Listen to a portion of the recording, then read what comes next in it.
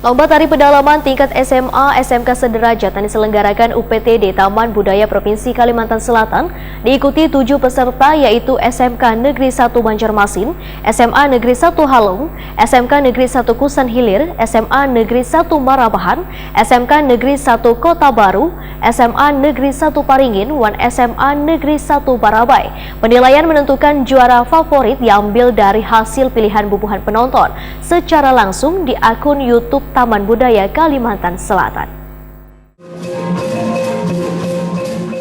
Lomba tari pedalaman tingkat SMA SMK sederajat dan diselenggarakan UPTD Taman Budaya Provinsi Kalimantan Selatan diikuti 7 peserta yaitu SMK Negeri 1 Banjarmasin, SMA Negeri 1 Halong, SMK Negeri 1 Kusan Hilir, SMA Negeri 1 Marabahan, SMK Negeri 1 Kota Baru, SMA Negeri 1 Paringin, dan SMA Negeri 1 Barabai. Berdasarkan dari hasil penilaian Dewan Juri setelah menyaksikan penampilan peserta di Gedung Balai Rungsari Taman Budaya Kalimantan Selatan Jalan Hasan Basri, Banjarmasin Utara, besok Senin 25 Juli 2022 menetapkan SMA Negeri 1 Marabahan berhasil meraih 2 kategori yaitu sebagai juara pertama dan juara favorit. Untuk juara harapan kedua diraih SMK Negeri 1 Banjarmasin, juara harapan pertama diraih SMA Negeri 1 Paringin, juara ketiga diraih SMK Negeri 1 Kusan Hilir, juara kedua diraih SMA Negeri 1 Barabai. Untuk menentukan juara favorit penilaiannya diambil berdasarkan hasil pilihan bubuhan penonton secara langsung di akun YouTube Taman Budaya Kalsel. Menurut salah seorang penari SMA Negeri 1 Marabahan, Naima Desi Wetakuni Prima TV,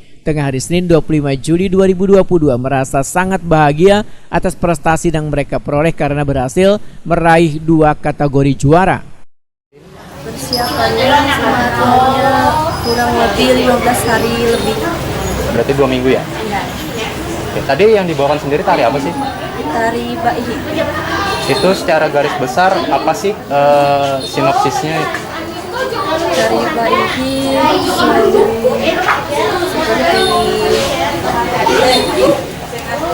apa?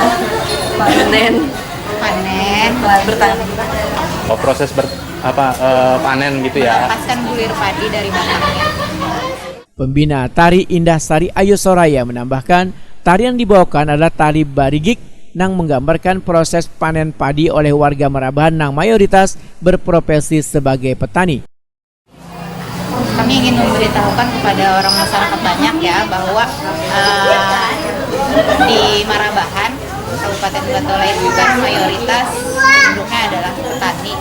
Jadi kami ingin menyampaikan kepada orang banyak bagaimana cara petani-petani melakukan itu ketika mereka panen sampai akhirnya panen itu bisa dinikmati oleh orang banyak.